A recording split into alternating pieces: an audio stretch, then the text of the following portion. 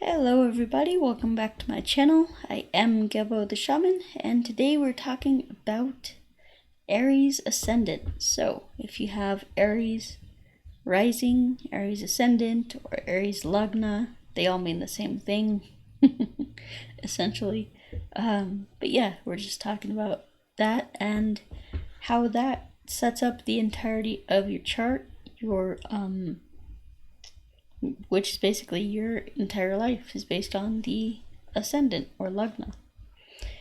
Alright, so we should make quick work of these today because we have all the houses in all the same signs. So, for example, Taurus would be in the second house. Taurus is the second sign in the second house. That makes sense.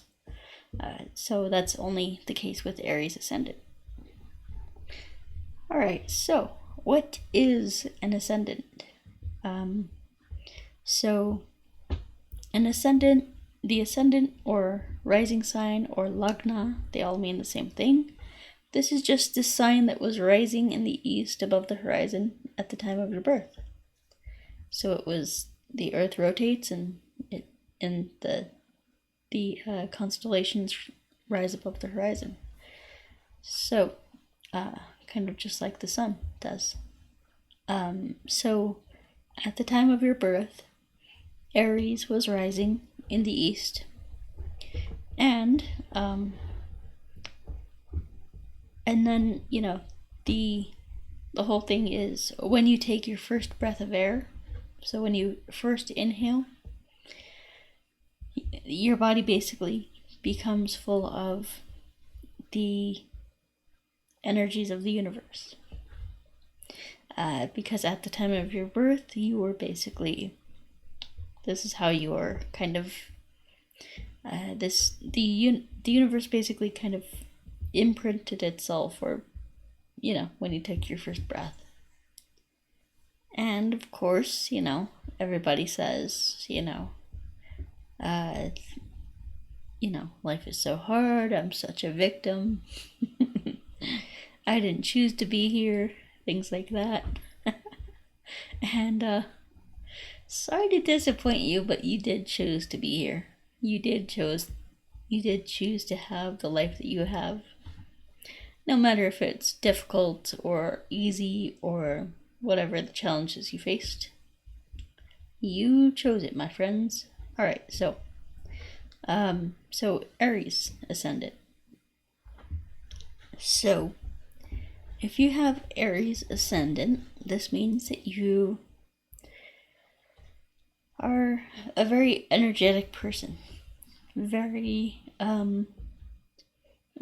driven, very focused on your goal, on moving forward, on getting things done, accomplishing things, accomplishing the mission.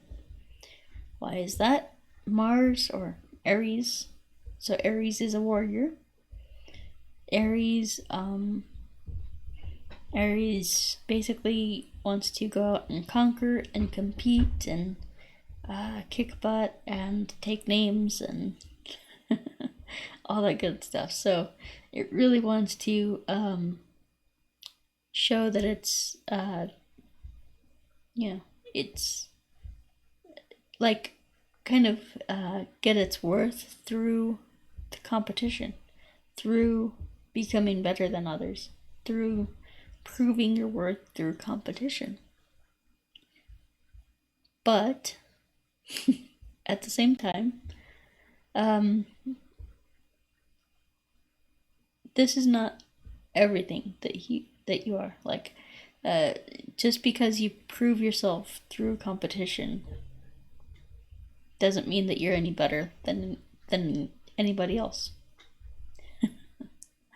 So, for example, you have just as much value as the person that you beat, as the person who is not competitive, So, yeah, it's like that pursuit of competition, of becoming victorious, becoming the winner, rising above others and things like that. That's what Aries wants to do. However, it doesn't really mean anything at the end of the day.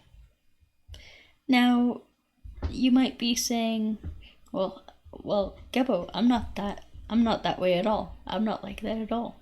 Okay, well, look at where your Mars is placed. If your Mars is placed in Cancer, it's debilitated. That means that you'll have a lot less energy than this Aries has. So, if Mars is excelled, then he's going to have more energy. Then he's going to be super alpha, super competitive, super like in your face, headstrong, driven, motivated, passionate, things like that. So yeah, look where your Mars is placed. And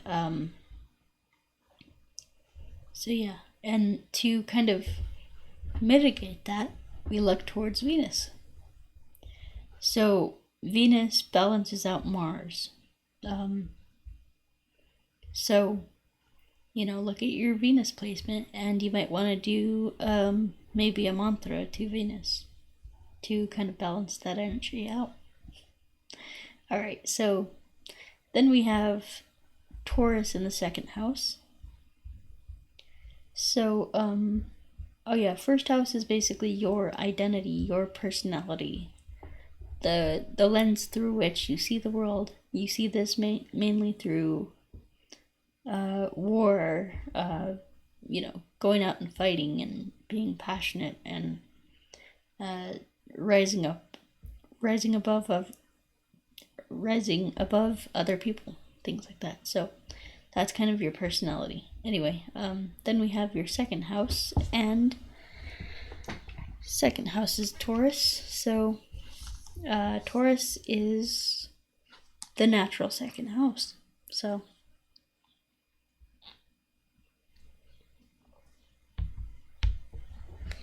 what is the second house? The second house is your savings, your money, your income, not your income, but your inheritance, things like that. And so it's really about your inheritance and things like that. And so yeah, it's it's like basically second house is 11th from the fourth house. So if you look at the fourth house and count 11 houses from it, it'll be the second house. So that means that that's the gains from your mother. That's your identity, your value, your belief in yourself and things like that. And then third house is the courage to go after what you want to do. It's the house of courage.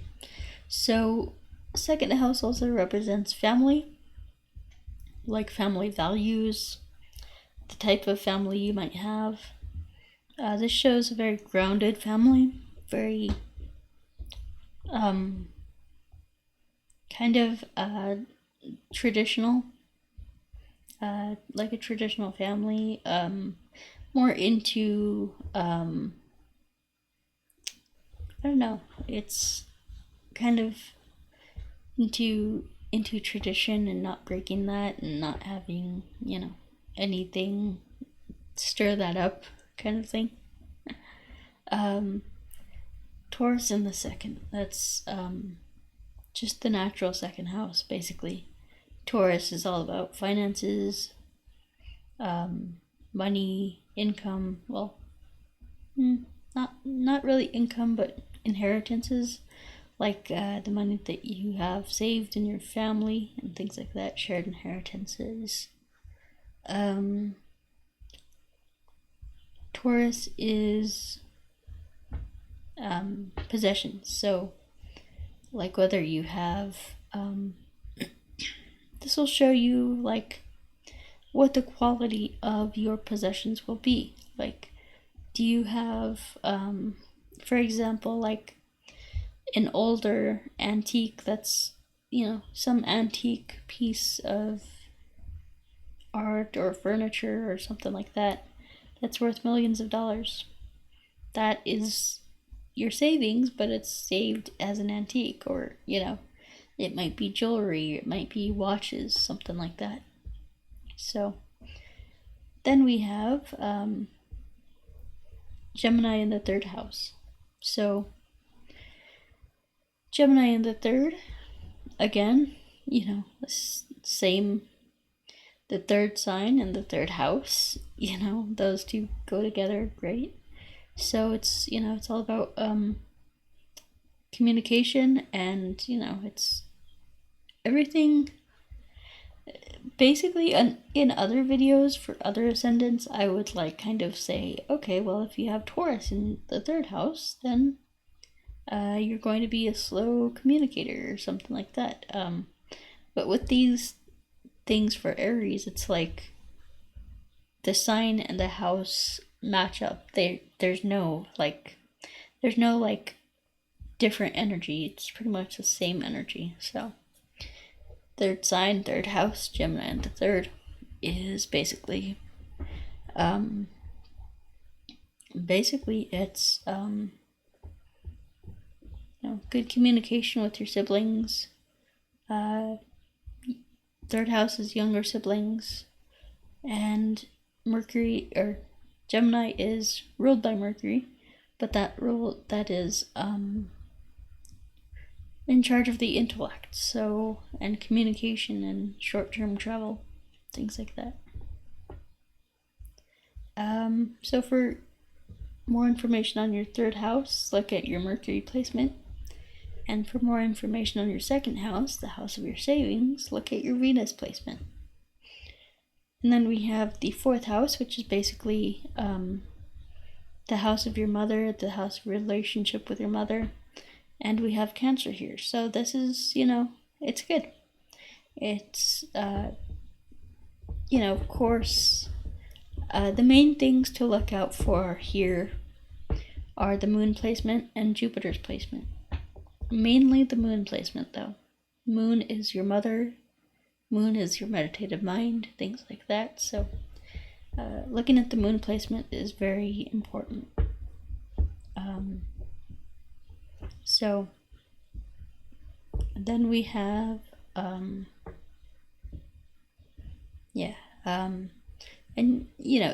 again, these fit so well together. So it's in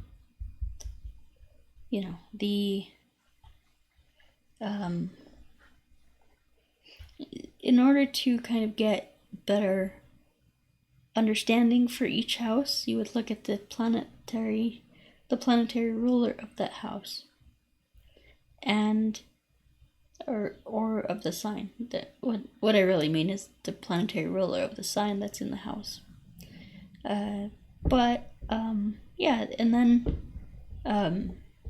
looking at what nakshatra it's in, things like that, whether it's exalted, debilitated, in its own sign, kind of things like that, all really, help and, to kind of figure out what's really going on. And then we have Leo in the fifth. So again, look at your sun sign for more information on the fifth house. You have Leo in the fifth, so this just means that Leo is all about creativity, expression, royalty, government, and fifth house is about children, dating, relationship, having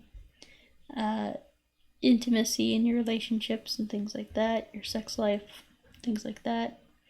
It's your expression, your creativity, your fun, your joy, things like that. So again, look at where your sun's placed. Then we have Virgo in the sixth house. So sixth house is all about the house of enemies. This is the house of your daily habits, daily work routines, daily routines, whether that be in fitness, daily fitness routines, your diet. It shows your diet, and it shows your just like your fitness routines kind of thing. So Virgo here, again, an appropriate sign to be in the same house. So, we have the 6th sign in the 6th house. So look at where your Mercury is placed for more information on this. And then we have Libra in the 7th, so again, 7th sign and 7th house. 7th house is all about relationships. Your spouse, your long-term partner, not just dating relationships, but like a committed, serious, monogamous relationship. That is the 7th house. So, look at where your Venus is placed for this one. And if you're a woman with Aries Ascendant, look at where your Jupiter is placed for this one. Venus is the karka or significator of marriage for men, and Jupiter is also the karka or significator of marriage for women. All right, so then we have Scorpio in the 8th. So, Scorpio is all about birth, death, sex, transformation, rebirth, sudden changes, sudden ups and downs, sudden gains and losses. So it's the 8th house is the house of your shared investments, your in-laws, shared, like a joint savings account or something like that. So yeah, that's look at where your Mars is placed for information on that as well. Like the specific nakshatra will give you better information on that than I could provide here. So, but I'm just kind of giving like an idea of what to look for in each house. So for your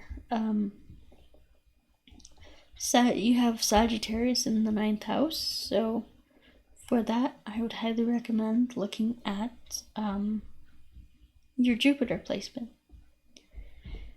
And the 9th house is all about teachers, gurus, mentors. It's basically teachers.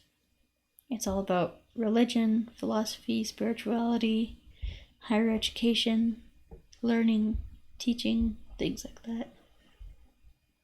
So look at where Jupiter is placed. And then for the 10th house, we have Capricorn in the 10th. So 10th house is all about your career, and it's it's all about your career, your social status, your fame, your public reputation, things like that. So look where for the 10th house and the 11th house, look where Saturn is placed. What nakshatra? What is he excelled? Is he debilitated? What's going on with Saturn? That needs to be determined to get a better idea of this placement. Alright, and then we have the sign of Aquarius in the 11th house. Again, the 11th sign in the 11th house. It's like the signs and houses match, so it's the same energy kind of thing. So Aquarius is about network circles, organizations, large social structures. It's about social reform, friendship circles, network circles, things like that. And it's about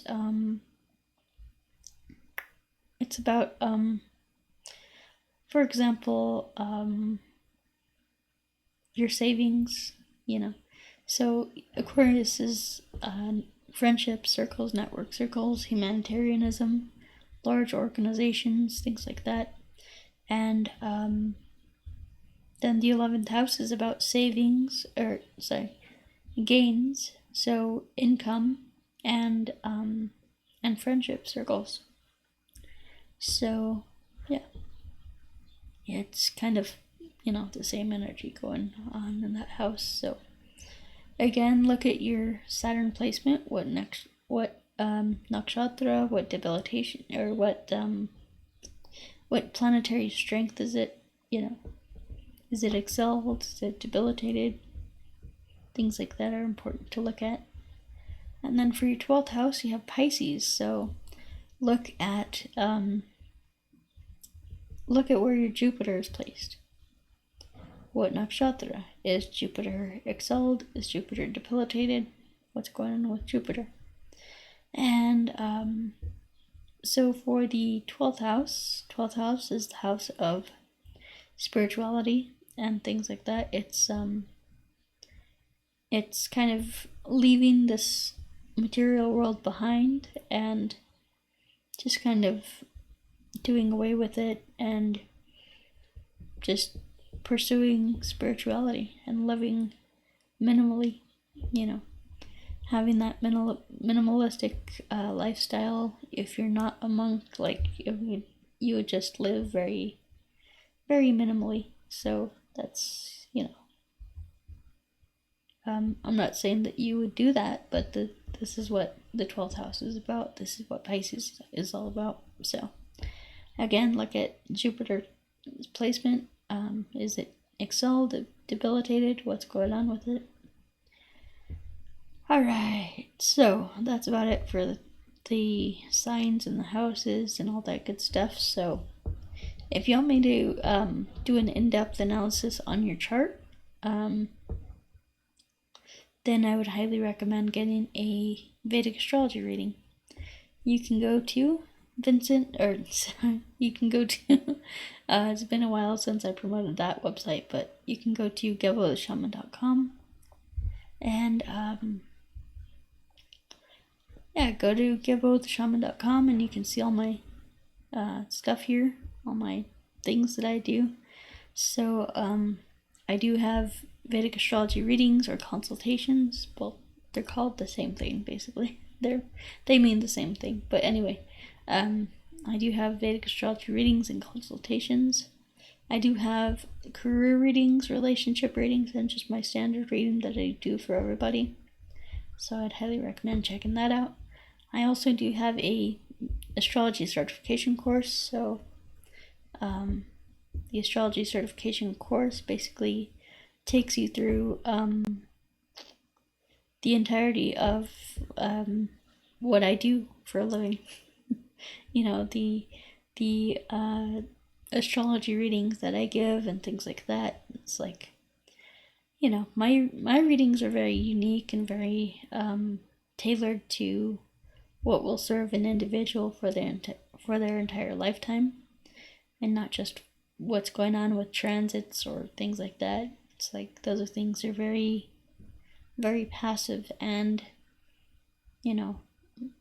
honestly, like, Mahadashas are more important than transits. So I hardly ever look at transits. So anyway, then we have so the astrology certification course will walk you through step A through Z to like everything that I do for an astrology reading.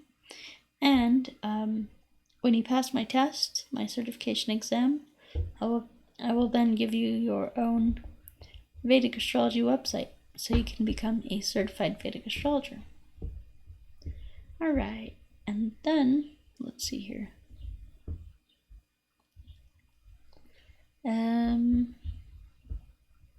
So then we have rune readings. So rune readings are really good. They're another predictive tool that I use to kind of get a feel for the energy.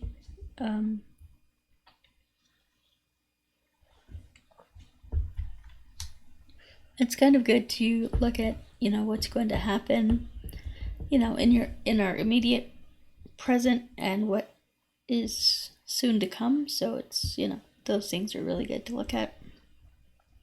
Plus, I do a 9-world rune reading, so the standard rune reading that I do is a 9-world rune reading, and that basically is encompassing all the 9 aspects of the human being, from our current conscious experience to what's coming to us, what our hopes and wishes are, our identity, our unconscious or subconscious manifestations, so what we are manifesting, and the actions that we need to take or are taking, and the subconscious mind or the unconscious mind, the things that we're not conscious of that we need to be conscious of, and then the relationships with others, and the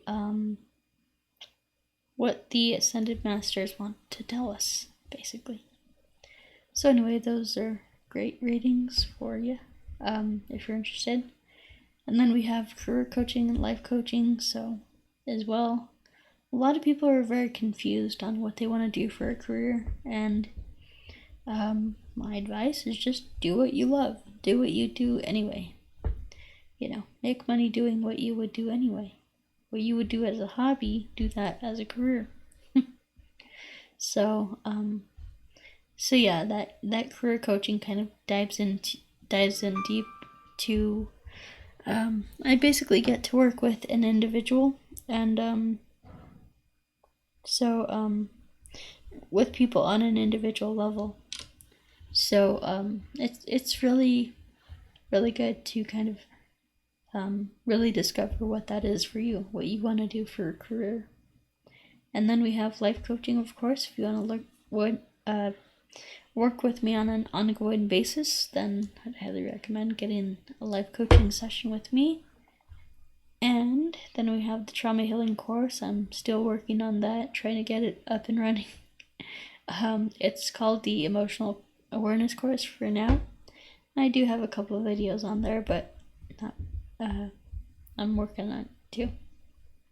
So then we have the distance energy healing session with me. So if you are in any kind of mental, emotional, or physical pain, then I would highly recommend getting a distance energy healing session with me. Basically what that does is it goes into your unconscious mind, or it operates on like energetic level to basically heal you on a deep emotional energetic level. So there you go.